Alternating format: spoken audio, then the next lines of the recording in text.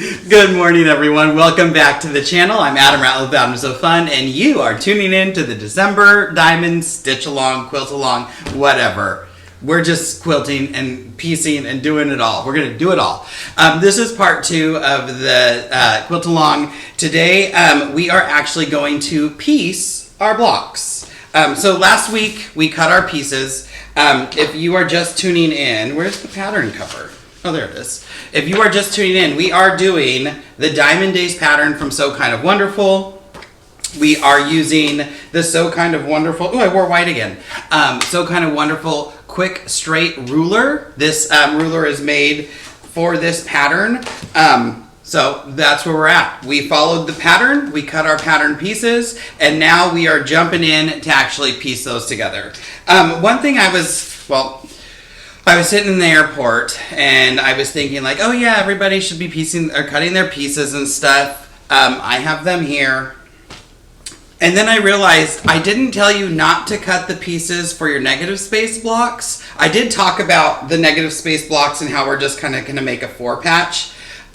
So I hope you didn't cut them. If you cut them, that's fine. You're just going to have to piece a few more pieces. I just made a 4 patch. If you didn't, great. You weren't supposed to. I didn't even think about it. I kind of just assumed y'all knew that, but like I said, if you did cut it, it's fine because you're going to be able to put those together. So, first thing first, we're going to put these together. If you read the directions, it tells you, okay, this is what you're going to do, and how to actually sew them. And we'll go to the sewing machine in a minute, because you're going to offset them a little bit, have some dog ears, sew it, press it, everything's going to be great. But the first thing I did, or the first thing you're going to need to do, you'll have all of your blocks. Oh no, you've already done that. I was gonna say you need to pair them up. We paired them up on the last video because we cut them using the quick straight ruler, and we cut them in pairs. So now that you have everything paired, this is where I get really confused because I'm a very visual person, but I'm also I can get confused very easy person. So what I will do is I'm going to switch I have my smaller blocks here, my larger blocks here.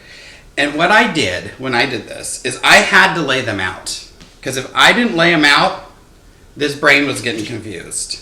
So, because sometimes you'll look at this and be like, oh yeah, that works. But you might look at this and go, oh yeah, that works. Oh no, it doesn't work. That's not correct. So what I'm doing, do I have something I can lay this on? I don't. What I'm doing is I'm basically laying them out in their pairs, so I know that these two go together. And when I did this, I laid out my full block. So I have my first two, kind of like as I cut them in the last video and laid them out, you kind of saw me lay out the block. Well, that looks weird. Oh, see? I thought this was the right side. It wasn't. It actually goes like this, which means this piece is really sitting up there. I have to find the right pair. I cut some of these later, so they're separate. Nope, one goes there. So this is exactly why I had to lay things out. If that is there, that is also here. What's going on? I feel like things are messing up. They're not. So that's there. This one's here. It will, I mean, it feels like it's taking a lot of time, but in the end, everything will be correct, and that's why I take the time to lay this out. Now I have my 4 blocks. So I have 4 of these kind of crisscross. And when you lay them next to each other, they should make a rectangle. Oops, oops, oops, oops. Okay, so I'm going to do this with all of my pieces, but how I do it is I have my block, and then I fold them over how they're supposed to stitch. Because I kind of chain piece. I want to piece everything at once. And then I will stack them. And I know these 4 are one group. Bam. Can you see that? We'll put it here. Bam. Because you can see that. So now, if I had cut another one, surprise, I did. It was all behind the scenes. I hope I cut the backing right, though. Now I have my backing pieces.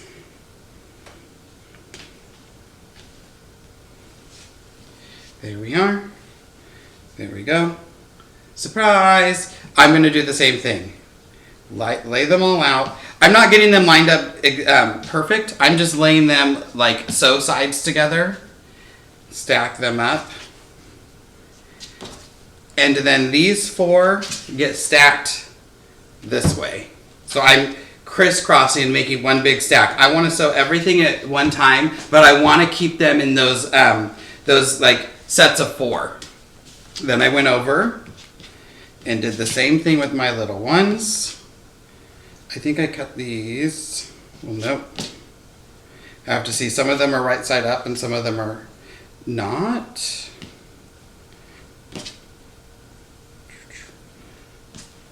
So this one's here. This one's here. And isn't this like exhilarating?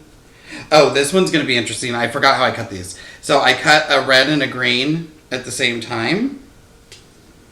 Or I cut 2 reds and 2 greens at the same time. So I have to make sure when I piece these together that they get pieced together correctly. Because I want them different colors. So here is 1, 2, 3, and I need the other angle, 4. So here's one of my small ones.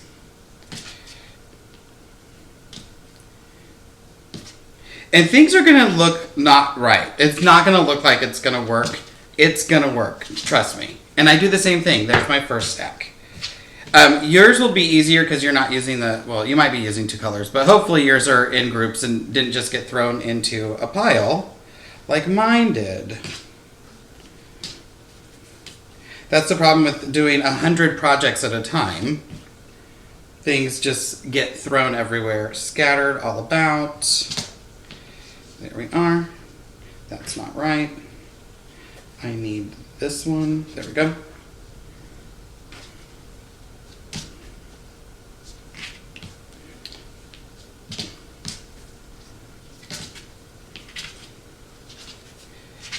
And then this gets laid down the opposite way, and I should have one more if everything's cut correctly. If I was thinking about it, I would have cut these so all of the colors offset, but I don't think I did, which is fine, because this is just sample. All right, so there we go, there we go, there we go. And now these ones are getting stacked the opposite way. So I have 3 stacks of small, 2 stacks of the large. We'll have extra pieces. You have some that are, I think you had 2, 4, 6, 8. Is that right?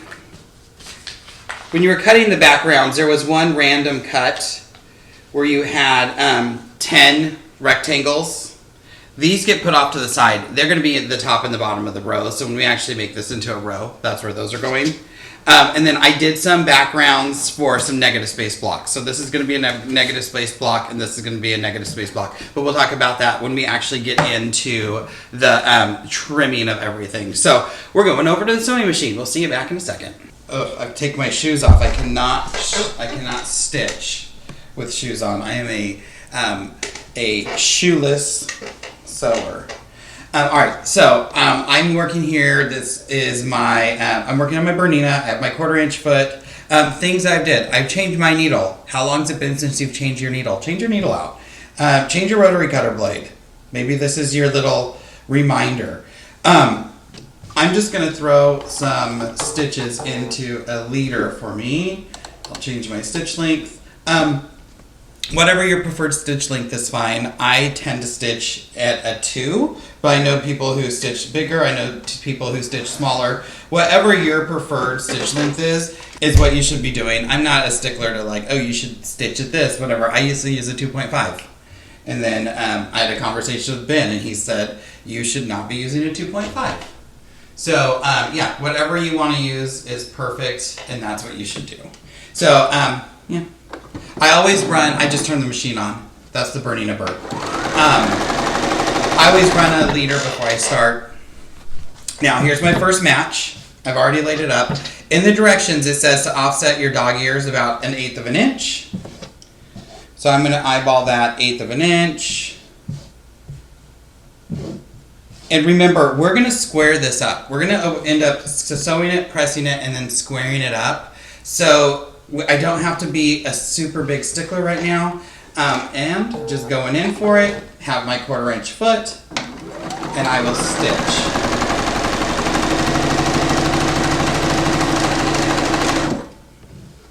I didn't pin it, I didn't do anything. I'm just going to stitch that straight.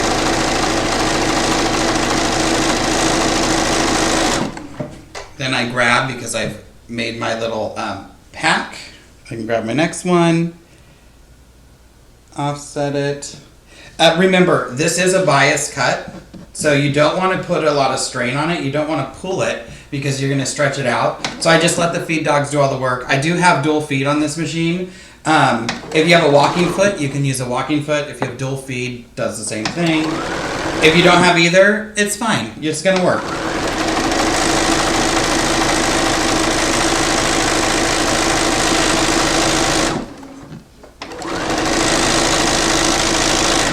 It sounds like I should have cleaned the machine, but I didn't. So, surprise.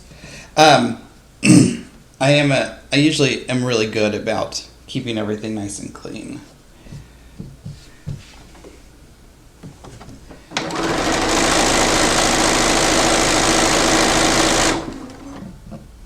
If I see stuff shift a little bit, I'll just move it.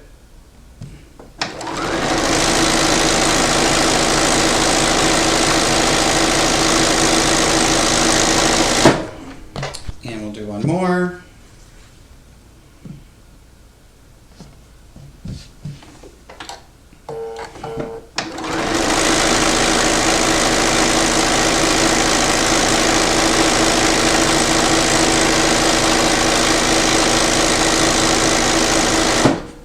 Now, I'm going to do, I would usually do all of my big ones and then go and start my small ones. In this case, I want to show you the small is the same exact process. You're going to offset, eyeball that 1/8 of an inch, and stitch.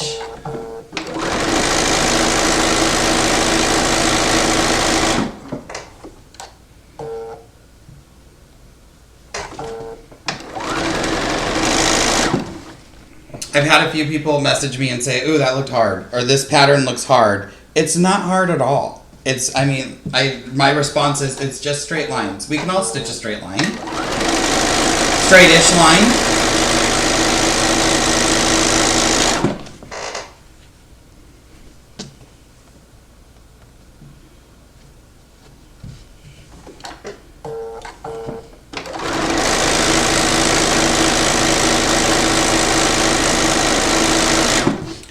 When I have a lot of straight stitches like this that I just want to get done fast, I really miss my my Stitch 510, the straight stitch machine that I have. It is so fast. I just haven't found a way to get it in here yet.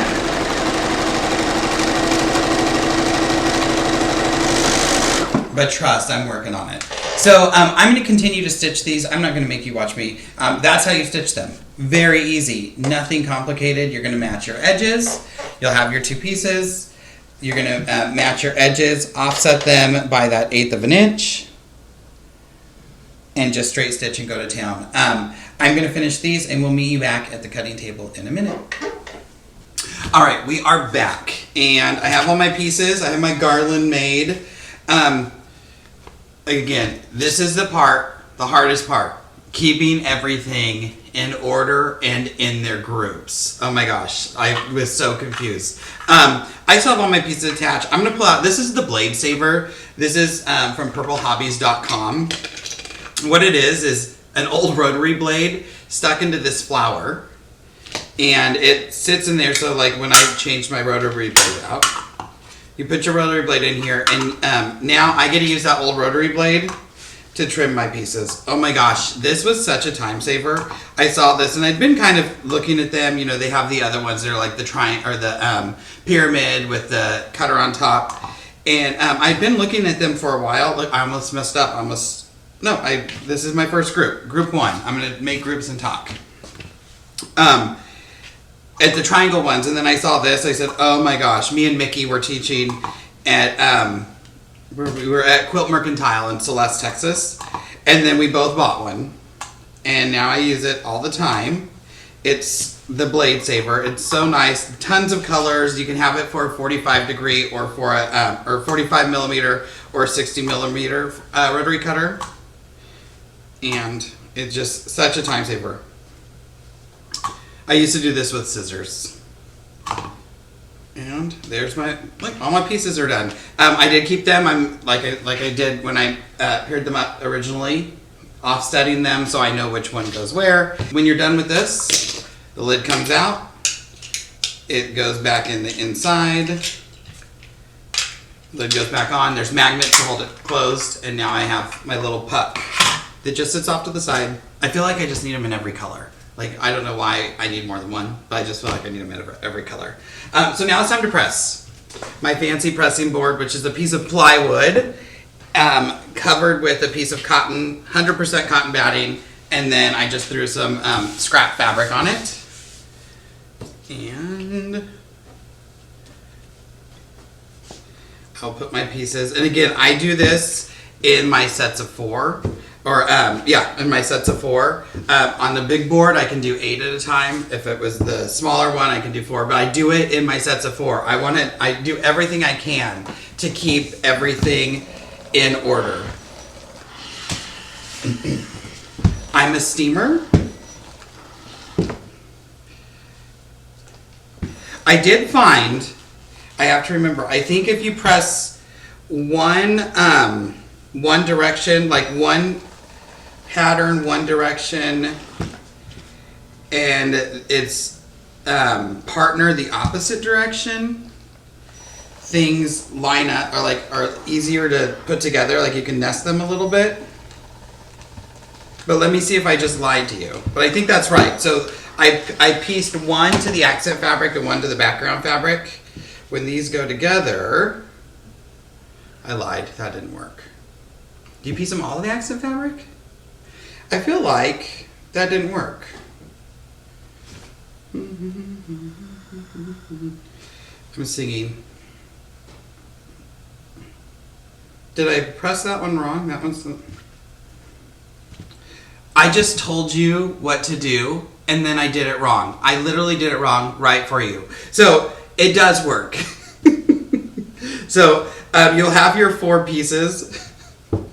I press this one to the background and this one to the color. When I press to the accent color, to the green, the accent fabric, it doesn't work. They won't nest. If you want them to nest, press it to the background. So one goes to the accent, one goes to the background. So dumb. It's because I'm talking. In my head, I'm singing Candy Cane Lane by Sia. I've been singing that for like 8 days. And some of these look really good. Like this one lines up perfect. Perfect here. This one, not so perfect. 1, not a perfectionist. I don't care. It's gonna look good. 2, we're trimming it up, so it doesn't even matter there. So here's my first stack. They go in a stack off to the side. Then I get my second one. Set my seam. I know someone's going to ask, this is the Reliable Maven Steam Iron. I've had it for a while now. I like it. I like it a lot. Gosh, we've had a lot of irons. Ben uses an Aliso. I have the mini Aliso that I really like, that I take to trips and stuff, and then or retreats. And then we have the Panasonic wireless one, which is fabulous if you have to do something on the quilt frame. If something's loaded and you need to hit it with some steam, those Panasonic cordless irons are fantastic. They're just good all around. That's all I used for a long time. And then I decided to get one of these steam irons.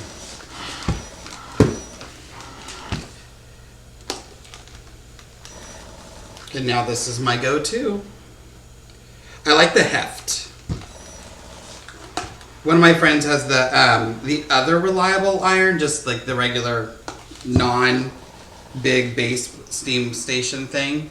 And she was telling me how much she liked it because it doesn't sputter. And I haven't had any issues with this one sputtering either.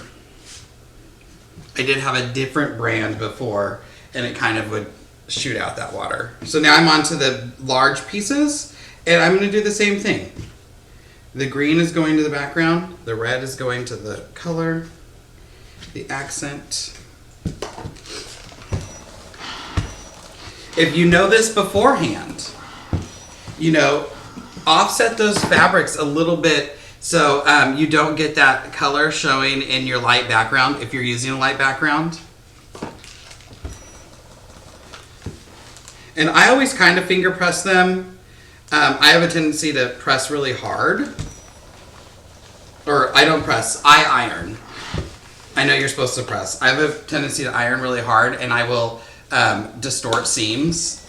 So I kind of finger press it and then come back in with the iron behind it.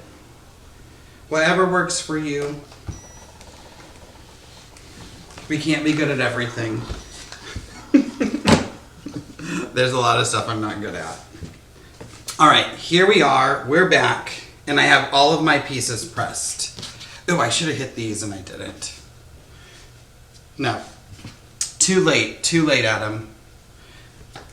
So I have all my pieces pressed. I'm going to do this with one large, one small. I'll do the other ones behind the scenes again. But it's the second most fun part because now we get to use the ruler again. So we're pulling out our quick straight ruler. I was going to call it the Wonder Curve ruler. That's a different one. Let's start with the large pieces. So I'm going to look at my directions. And this is the square up section in your directions if you're following along here. And we're going to square up. These were called the AB units. So it says, I need to, because you're going to have two different angles. And we're using the accent fabric as our focus when we're doing this. So one of them is here. So this is the down way. And this is the up way. So the accent fabric is always going to be on the right. Okay? Actually, let me pull you in so you can see this. I'll move the camera really quick. All right, so I'm going to move this one out of the way. I'm kind of working around the camera, so I'm sorry if I bump it. So we'll start with this one. Accent fabric's on the right. So when we trim these, we're going to start with the accent fabric on the right. Same thing here, accent fabric on the right. I have my ruler, and the directions say that I need to line up this straight line, this seam line. And that's how this ruler is made. That seam line is in a specific spot. So I want to line it up, and oops, I told you I would hit the camera. I want to line it up so the top of the seam is on my 1/2 inch, and the bottom of my seam is on 3.5 inch. So 3.5. So it'll be somewhere over here. I'm going to, here's my 1/2 inch, and I'm keeping it on the seam. And you probably can't see that because I'm working on the colored side. 3.5. And there's my 3.5 inch and my 1/2 inch. So we want the 3.5, we want it like 3.5 and 9.5.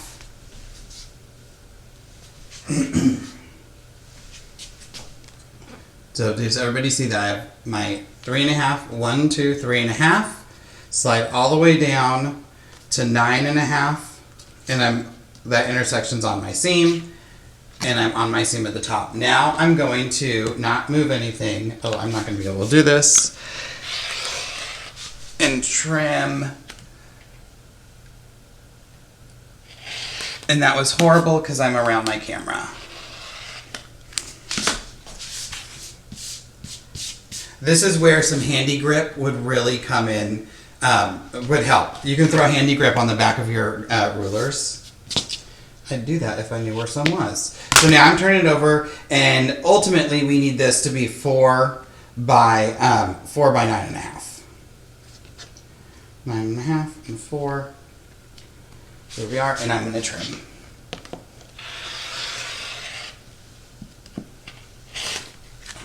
So that's what I say when I call these a square up ruler. We squared this up to be the exact size that we needed. So I'm going to do that one more time so I can work off to the side. And now the microphone's right in my face. All right, so 1/2 inch, 9.5. And what I do is I usually just come in here and make sure everything's going to fit and look at my extra around the other side, because you can slide it up, like you can slide the ruler up and down that diagonal stitch. So I'm going to slide it around until I get it to work.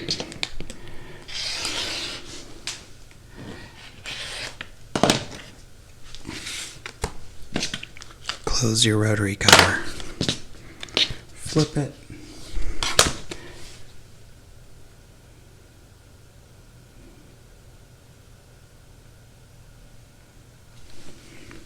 Nine and a half by 4.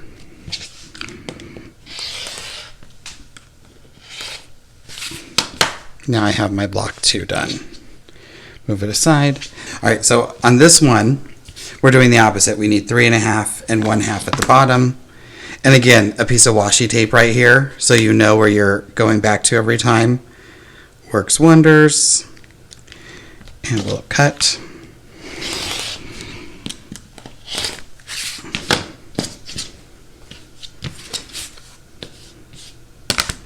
And we're doing 4 and 9.5.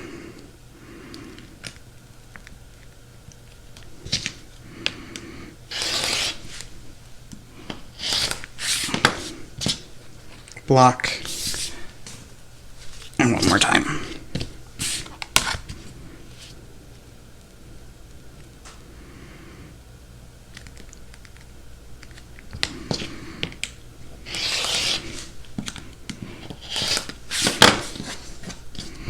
I was talking in my live this week about being a white knuckle quilter and, you know, just holding on for dear life and squeezing the handlebars and using rulers and pressing too hard. I'm a white knuckle quilter. I'm a white knuckle cutter. I'm a white knuckle ruler user on the long arm. So my hands always end up hurting after this. But now I have 4 blocks that are the exact same size that can be sewn together. So everything's going to fit perfect. And that is why I love Sew Kind of Wonderful so much. You can see my points are right there. Everything's on point, per se. So I'm going to show you on a small one too, because we might as well do them all. Again, colors are always on the right. And when I do this, I do kind of make it like an assembly line. So I might line them up something like this. Let's go a little bit farther so you can see. In this case, we're going to start on this side because that's where the directions start. And this is all in your directions. So when you're reading your directions, you can say like, oh, that doesn't make any sense. Come here. Come back to this point in the video. Okay, so in this case, we're doing 1/2 and 2. And the 2 is at the 4.5. So like 4.5 and 2. There's my 1/2. Trim. So now I can come here and do the same thing. There's my 1/2. There's my 4.5 and 2.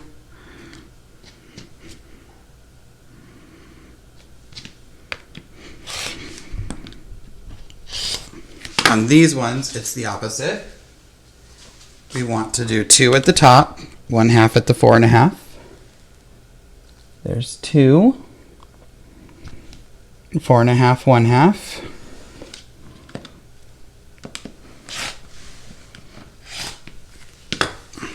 Slide it down, do the same thing. Oops.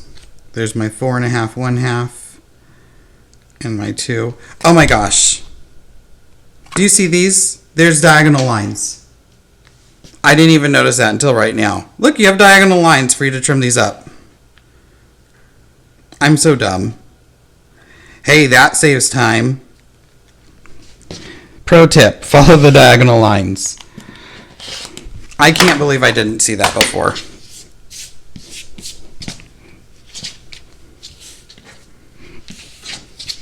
Flipping them over. Oh my gosh, that's so funny. You can't use the diagonal lines this way though. So I am trimming these ones up to 4 by 4.5.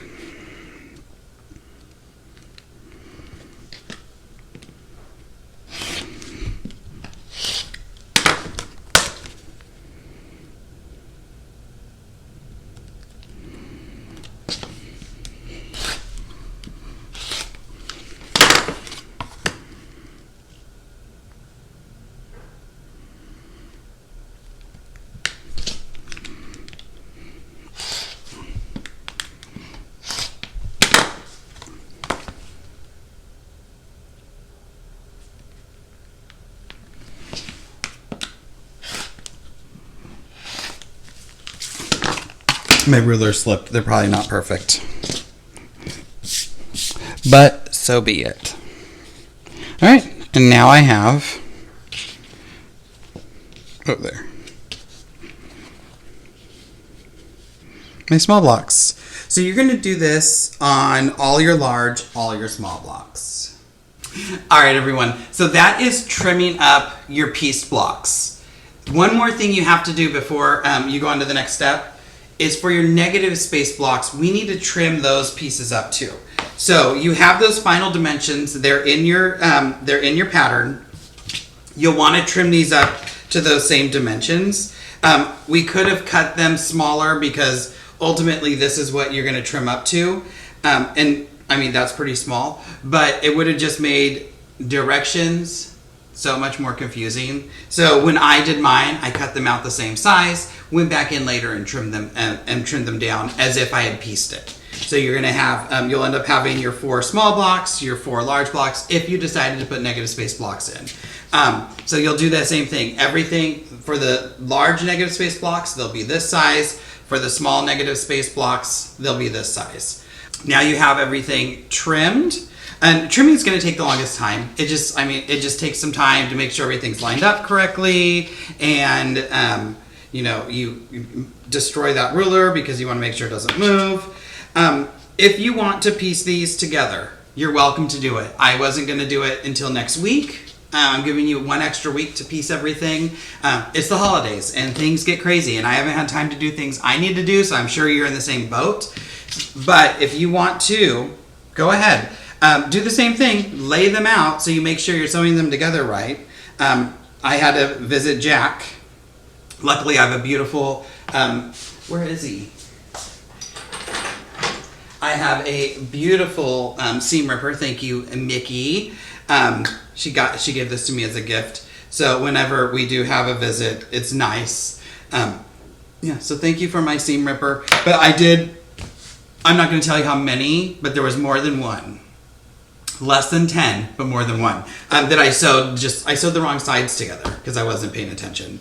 If you press them, how I talked about, one to the accent, one to the background, these seams will nest.